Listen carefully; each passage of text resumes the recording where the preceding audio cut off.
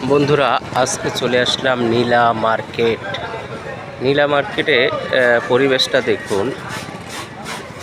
আজকে চলে আসলাম নীলা মার্কেট, দেখি কি খাওয়া যায়, কি করা যায়। এখান থেকে মিষ্টি নিলাম। এবার দাদার দোকান থেকে মিষ্টি নিলাম, খুবই সুস্বাদু মিষ্টিগুলো, খুবই ভালো। দেখুন দাদার দোকানের মিষ্টি।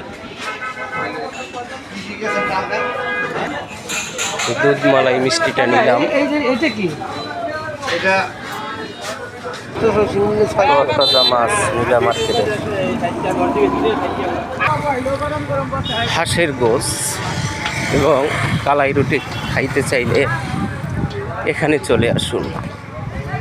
জামাই বউ পিঠা ঘর, খুব সুন্দর জায়গা আসলে। এ হলো লোকেশন। আপনারা নারায়ণগঞ্জ শহর থেকেও আসতে পারবেন এবং ঢাকার বসুন্ধরা থেকেও আসতে পারবেন। খুবই সুন্দর জায়গা দেখুন এটি।